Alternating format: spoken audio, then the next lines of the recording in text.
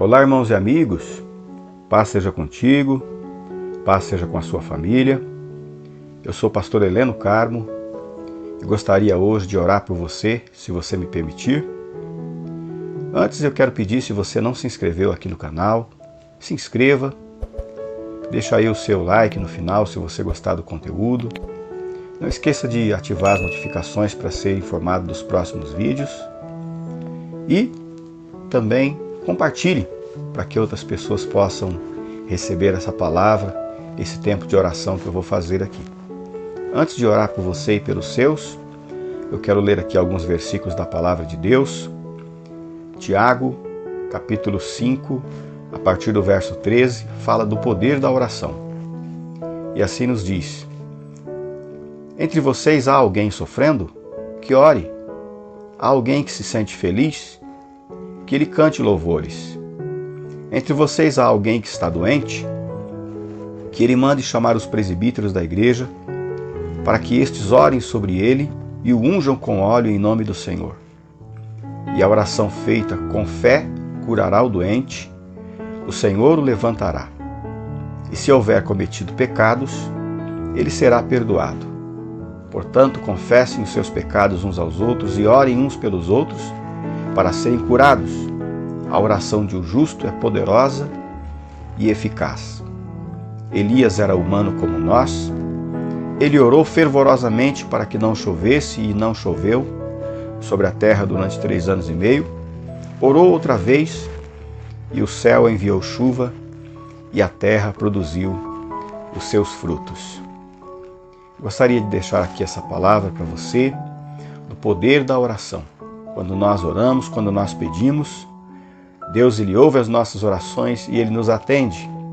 Tiago diz aqui: está alguém que se sente feliz, que cante, mas se tem alguém doente, que chame os presbíteros, os pastores, peçam que eles orem e os unjam para que sejam curados, porque a oração da fé, oração feita com fé, vai curar esta pessoa que está enferma, que está doente, porque a oração é uma arma poderosa que leva a mão de Deus a agir em nosso favor.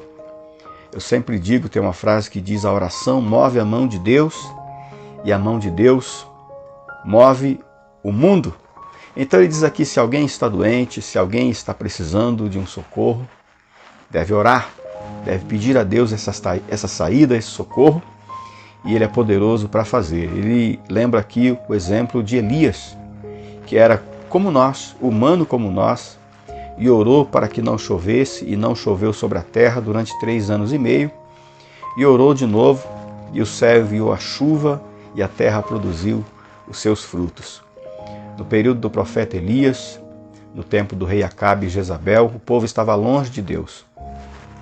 Então, completamente comprometidos com a idolatria, com o pecado, afastados do Deus verdadeiro, Elias orou a Deus para que não chovesse. Ele recebeu de Deus essa direção de orar e Deus então fechou os céus e por 3 anos e meio não choveu. E depois ele orou novamente e Deus enviou a chuva.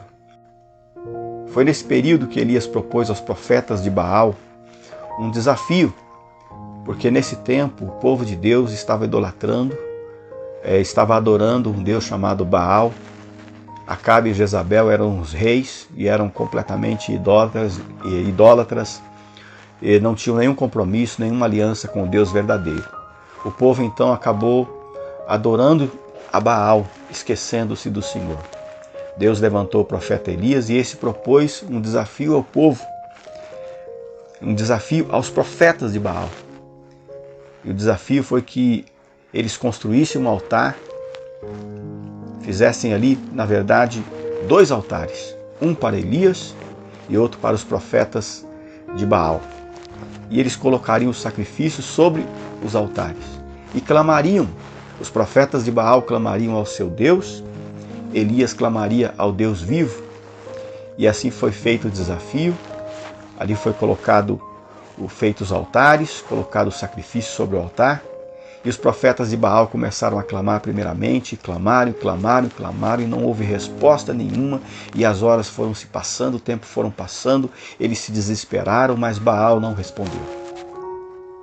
Então Elias, quando os profetas de Baal já estavam cansados, Elias simplesmente, diz a Bíblia, que ele restaurou o altar do Senhor, porque estava quebrado, com aquela intensa luta dos profetas de Baal para serem ouvidos, até o altar de Elias, que estava preparado para o Senhor também, precisava ser agora restaurado. E ele fez isso. Essa restauração fala da nossa vida, fala do nosso coração, que quando a gente vai orar a Deus, nosso coração, a nossa vida precisa estar restaurada para que Ele possa ouvir a nossa voz, atender o nosso clamor. O altar fala do nosso coração, que precisa estar aberto para Deus, limpo diante de Deus, preparado diante do Senhor, para que Ele possa nos ouvir. E Elias restaurou o altar do Senhor, e então, com poucas palavras, ele pediu a Deus que mostrasse quem era o verdadeiro Deus ali em Israel. E Deus mandou fogo dos céus, consumiu o altar, consumiu as pedras do altar, consumiu o sacrifício, consumiu a água que eles tinham jogado ali sobre o altar, consumiu tudo. E Deus mostrou ser o Deus verdadeiro, o Deus todo-poderoso, o Deus vivo, que os hebreus, que os judeus deveriam voltar a cultuar e adorar e deixarem os falsos deuses. Lá no Salmo 115, verso 3, nos diz assim: o nosso Deus está nos céus e pode fazer tudo o que lhe agrada. Os ídolos deles, de prata e ouro, são feitos por mãos humanas. Têm boca, mas não podem falar, olhos, mas não podem ver, têm ouvidos, mas não podem ouvir, nariz, mas não podem sentir cheiro, têm mãos, mas não podem apalpar, pés, mas não podem andar, nem emitem som algum com a garganta.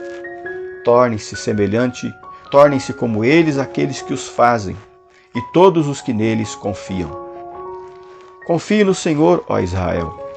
Ele é o seu socorro e o seu escudo. Confiem no Senhor, sacerdotes. Ele é o seu socorro e o seu escudo.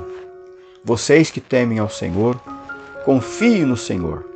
Ele é o seu socorro e o seu escudo.